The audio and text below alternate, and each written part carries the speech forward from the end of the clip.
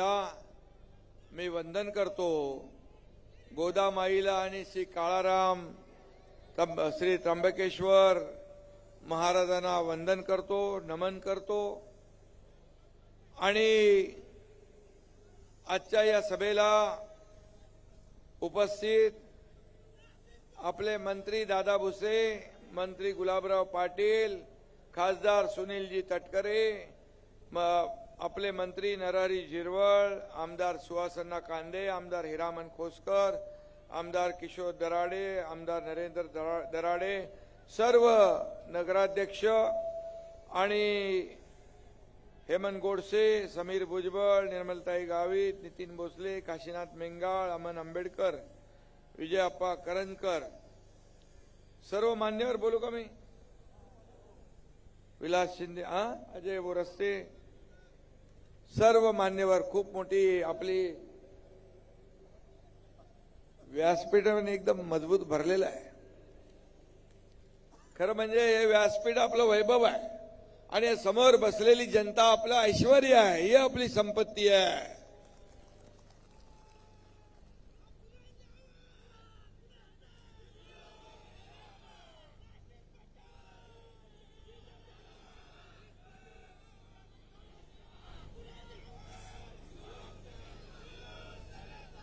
नाशिक ची ओळख मंत्रभूमी, यंत्रभूमी आणि तंत्रभूमी अशी आहे.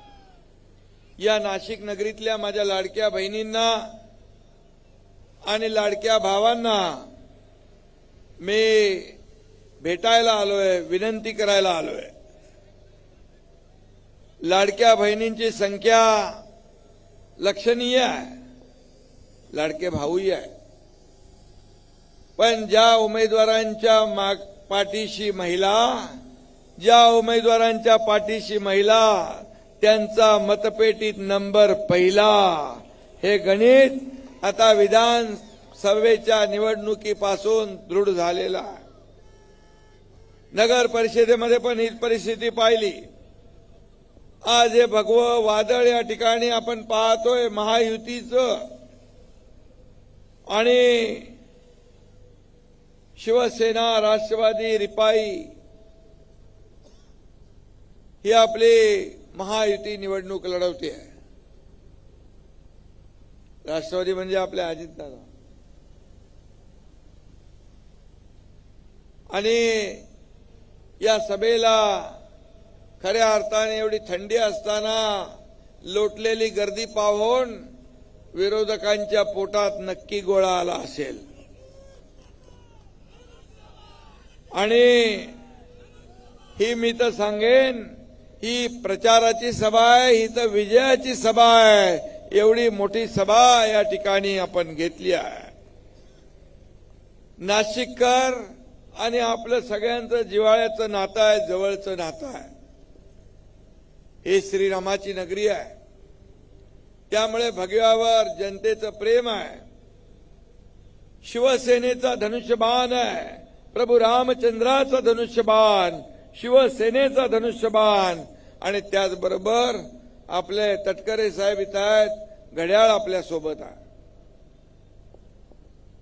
आणि म्हणून शिवसेनेच्या धनुष्यबाणावर आणि बाळासाहेबांवर देखील नाशिककरांनी प्रेम केलेलं आहे. विधानसभा आणि नगरपालिकेच्या निवडणुकामध्ये त्याची प्रचिती आलेली आहे. आता 15 जानेवारीला हेच प्रेम आणि हाच आशीर्वाद या महायुतीला, आपल्या महायुती बोलायचं काय बोलायचं,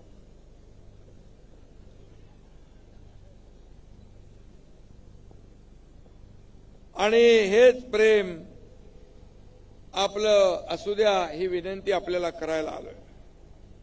कुंभमेळ्याच्या तयारीवर टीका करणारा सुंभमेळा काल इथं भरला होता,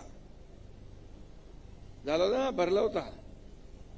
20 साल बाद एकत्र आलेले काल इथे येऊन गेले. 30 साल बाद आपलं काय होणार याची चिंता त्यांना सतावती आहे. आणि म्हणून मी आपल्याला एवढंच सांगतो, कोणी कुणाशी युत्या करू द्या, कोणी कुणाशी मनोमिलन करू द्या, पण मी एवढंच सांगतो की या नाशिकमध्ये आपल्या युतीचा भगवा नाशिकवर फडकल्याशिवाय राहणार नाही.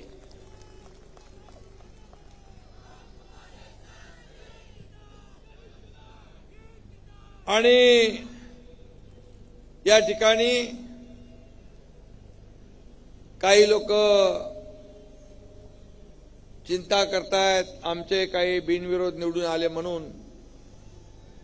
अरे बाबा, उबाटा, मनसे, काँग्रेसच्या उमेदवारांनी माघार घेतली म्हणून बिनविरोध आले. तुम्हाला जाब विचारायचा असेल तर तुमच्या उमेदवारांना विचारला पाहिजे, आम्हाला काय विचारताय. आणि म्हणून आजची सभा ऐतिहासिक आहे. खऱ्या अर्थाने मी कोल्हापूरवरून इथं आलो. मला दादाजी भुसे म्हणाले या ठिकाणी लवकर या, परंतु मी म्हणालो येतो. मला विश्वास होता की हे मैदान खचाखच भरलेलं असेल. ह्या लोकांनी ठरवलेलं आहे, निश्चय केलाय की या ठिकाणी परिवर्तन घडवायचं. परिवर्तन घडवायचंय ना, बदल घडवायचा आहे, विकास घडवायचा आहे. आणि म्हणून येत्या 15 तारखेला आपल्याला या आपल्या युतीला निवडून देणं ही नाशिककरांची गरज आहे. आणि काही लोक निवडणुका आल्या की तशा पावसात छत्र्या उगतात तसे उगतात. दिवसभर नेटफ्लिक्स बघायचं आणि निवडणुका आल्या की पॉलिटिक्स करायचं, हा काही लोकांचा धंदा आहे. आणि म्हणून या ठिकाणी जे आम्ही काम केलंय ते काम बोलतंय. आणि काही लोकांना विकासात इंटरेस्ट नाही आहे तर तिजोरीत इंटरेस्ट आहे. या मुंबई महापालिकेचं मी उदाहरण सांगेन. मुंबईला सोन्याची अंडी देणारी कोंबडी म्हणून काही लोक समजतात, परंतु आमचा अजेंडा विकासाचा आहे. नाशिकमध्ये पण आमचा अजेंडा विकासाचा आहे.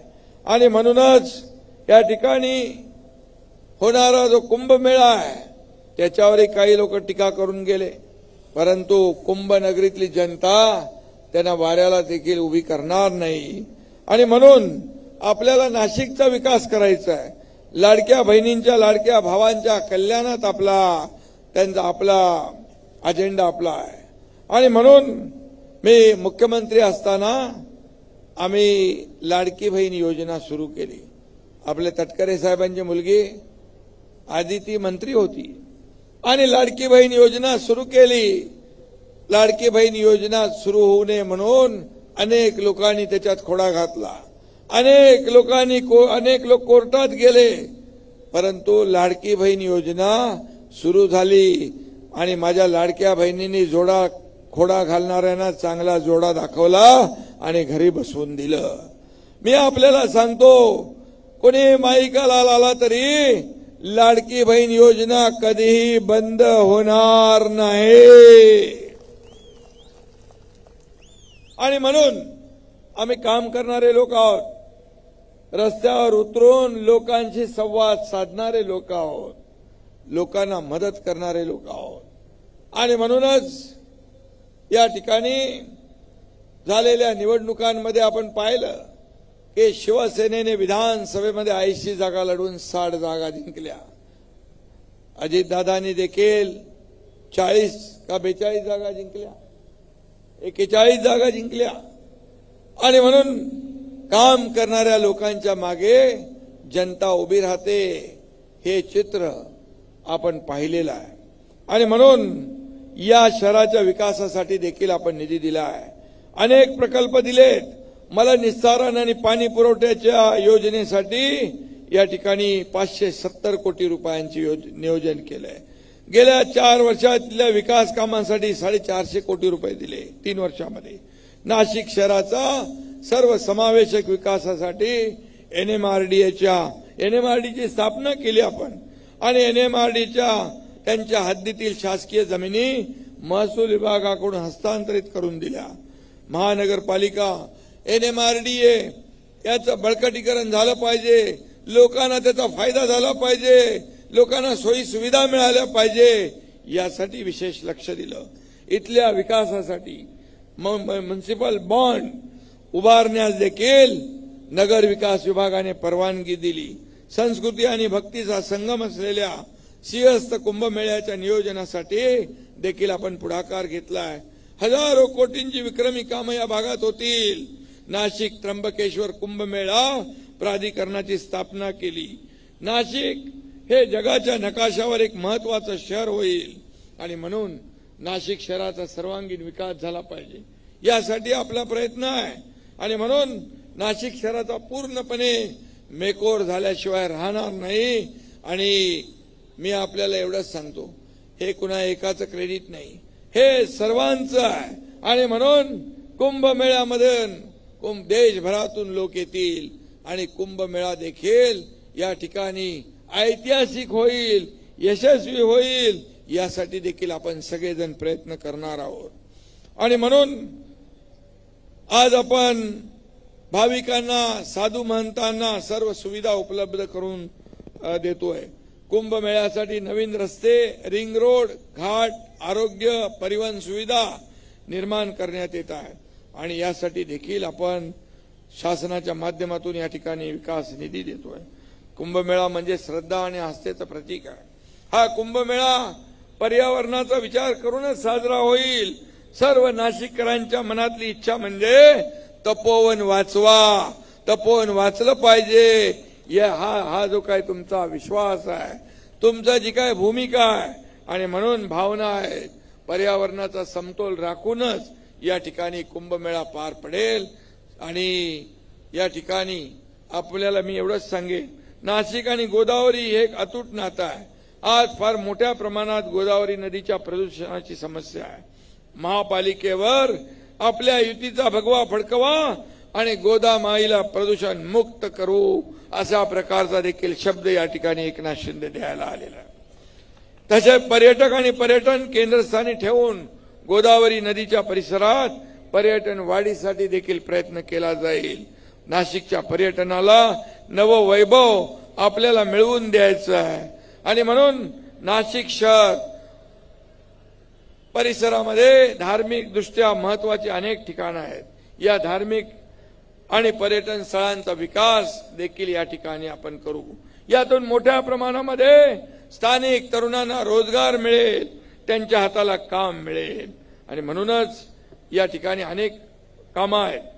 मुंबई महापालिकेप्रमाणे, ठाणे महापालिकेप्रमाणे नाशिक शहरातील देखील 500 चौरस फुटापर्यंतच्या घरांची घरपट्टी देखील आपण माफ करू.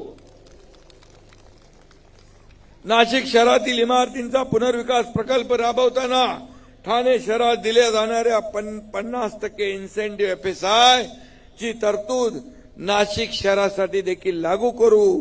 आणि त्याच धर्तीवर पुणे शहराप्रमाणे 9 मीटर रुंदीच्या रस्त्यावर इमारतींची उंची 30 मीटर पर्यंत करण्याचा देखील निर्णय लागू करू आपण. माझ्याकडे गृहनिर्माण विभाग आहे, नगर विकास विभाग देखील माझ्याकडे आहे. त्यामुळे दोन्ही विभाग जे आहेत त्या ठिकाणी तुमच्या भावाकडे एकनाथ शिंदेकडे आहेत. त्यामुळे हे निर्णय आपण तात्काळ लागू करू आचारसंहिता संपल्यानंतर. NMRDचे कक्षांतर्गत, परंतु नाशिक शहरालगतच्या गावामध्ये जसे चांदसी सारख्या गावामध्ये किमान NMRDच्या मार्फत ड्रेनेज लाईन, सर्व रस्ते बांधणी करण्यासाठी नगर विकास खात्याकडून निधी दिला जाईल. विकासाला निधी देताना हात आकडता घेतला जाणार नाही आणि निधी कमी पडू दिला जाणार नाही, हाही शब्द आपल्याला देतो. त्याचबरोबर सिडकोची घरं जी आहेत ही फ्री होल्ड करू. तो एक मोठा विषय, जो मोठा प्रश्न आहे तो देखील आपण मार्गी लावू. सिडकोची घरं फ्री होल्ड करण्याचा निर्णय देखील आपण घेऊ.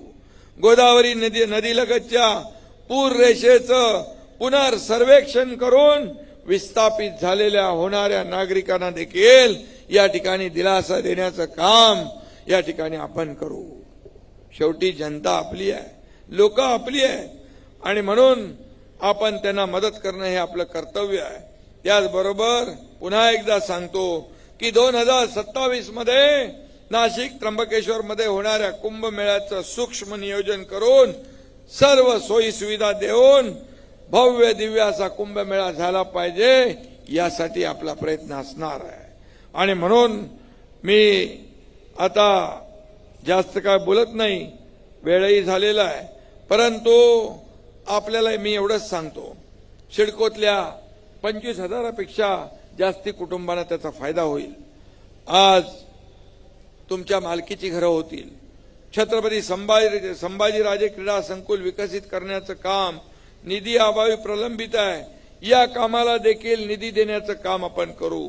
सेंट्रल पार्क फेज 2 संदर्भातली कामही त्या ठिकाणी निधी जो लागेल तो देखील देण्याचं आपण काम करू. मुंबई नाका चौक येथील वाहतूक कोंडी, तसेच द्वारका चौक येथील वाहतूक कोंडीवर देखील कायमस्वरूपी तोडगा काढला पाहिजे.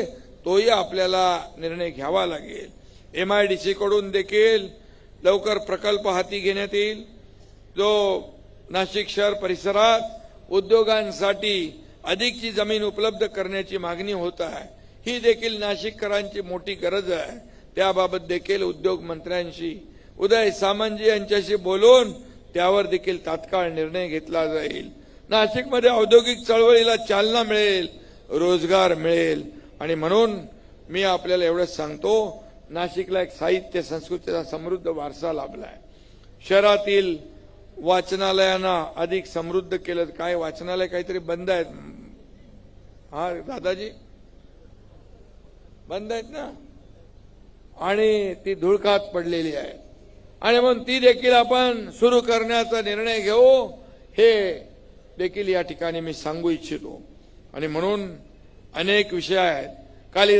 कालिदास कला मंदिर, सायकेडकर नाट्यगृहाचा देखील जो काही प्रलंबित निर्णय आहे तो देखील आपण घेऊ.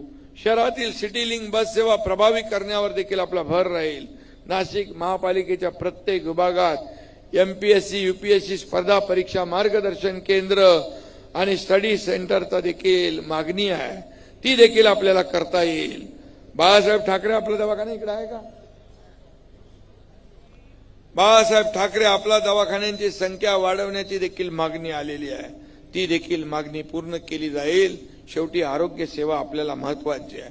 आणि म्हणून आम्ही सरकारमध्ये असताना, मी मुख्यमंत्री असताना लाडकी बहीण योजना तर केलीच, लेक लाडकी लखपती योजना केली, ST मध्ये 50% सवलत देण्याचा निर्णय घेतला.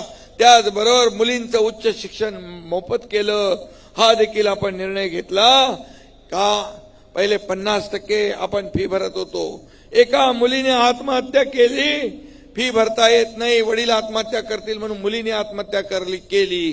त्याच दिवशी आम्ही निर्णय घेतला की 50%च्या ऐवजी 100% फी देण्याचा निर्णय घेतला, सवलत देण्याचा निर्णय. सरकार कुणासाठी आहे?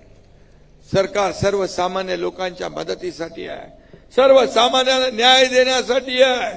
आणि म्हणून मी आपल्याला एवढं सांगतो की या निवडणुकीमध्ये आपल्याला विरोधकांचा टांगा पलटी घोडे फरार करायचे आहेत ना, गुलाबरावांनी सांगितलं असेल. आणि म्हणून 2022ला या राज्यामध्ये सत्ता पलट झाला, सर्वसामान्य लोकांचं सत्ता आली. या महाराष्ट्रातल्या तमाम जनतेच्या मनातलं सरकार आलं. आणि म्हणून मी आपल्याला एवढं सांगतो, जे आम्ही 2.5-3.5 वर्षामध्ये काम केलंय, काम बोलतंय. आणि म्हणून या नाशिकला देखील काही लोकांनी मागे येऊन इकडे नाशिक दत्तक वगैरे घेतलं होतं, पण मी एवढंच सांगतो, ही प्रभू रामचंद्रांची भूमी आहे. प्रभू रामचंद्रांची भूमी त्यांच्या पदस्पर्शाने पावन झालेली भूमी आहे. आणि म्हणून तटकरे साहेब आहेत, दादा भुसे आहेत, सगळे आहेत तिथं आपले नाशिककर लोक. मी आपल्याला सांगतो, या नाशिकची आईसारखी सेवा आम्ही करू. आईसारखी सेवा करून या ठिकाणी या नाशिकची प्रगती करू. आम्ही प्रगती करणारे आहोत. आम्ही स्थगिती देणारे नाही, आम्ही विकासाला गती देणारे आहोत. आमचा अजेंडा खुर्ची आणि सत्ता नाहीये, आमचा अजेंडा विकासाचा आहे. आमचा अजेंडा विकास आणि विकास एवढाच अजेंडा आहे. आणि सर्वसामान्य लोकांच्या आयुष्यामध्ये चांगले दिवस आणण्याचं काम आम्हाला करायचं आहे. आणि म्हणून मी आपल्याला एवढंच सांगतो, आम्ही सोन्याचा चमचा घेऊन जन्माला आलो नसलो तरी सुद्धा या सर्वसामान्य लोकांच्या आयुष्यामध्ये, महाराष्ट्रातल्या तमाम जनतेच्या आयुष्यामध्ये सोन्याचे दिवस आणण्यासाठी आमचा जन्म झालाय, हे मी या ठिकाणी सांगू इच्छितो. आणि म्हणून मी आपल्याला एवढीच विनंती करतो की या नाशिकमध्ये तुम्हाला विकास पाहिजे असेल तर आपल्याला परिवर्तन घडवावं लागेल, बदल घडवावा लागेल. आणि या ठिकाणी बदल घडवण्याची हिंमत तुमच्यामध्ये आहे. वारे वाहत आहेत बदलाचे. मी देखील सगळीकडून माहिती घेतोय. आपले नगरसेवक सर्व उमेदवार एकदम ताकदीचे आहेत आणि एकजुटीने माझी सगळ्यांना विनंती आहे, एकजुटीने पॅनल चालवा, एकत्र येऊन प्रचार करा. आता प्रचार तर 2-3 दिवस आहे, पण एकत्र सगळ्यांनी येऊन एक दिलाने काम केलं तर मला वाटतं या ठिकाणी परिवर्तन घडल्याशिवाय राहणार नाही.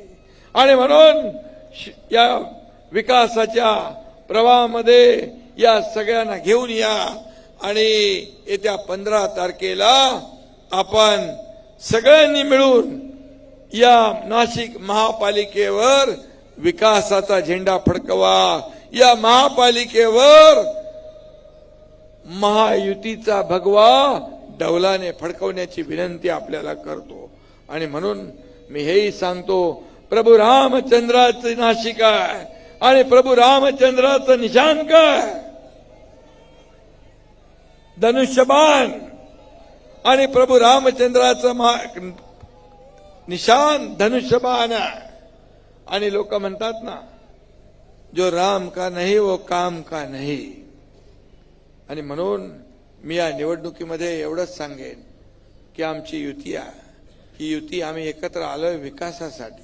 आम्ही एकत्र आलोय या सर्वसामान्य लोकांना न्याय देण्यासाठी, या नाशिकचा विकास करण्यासाठी.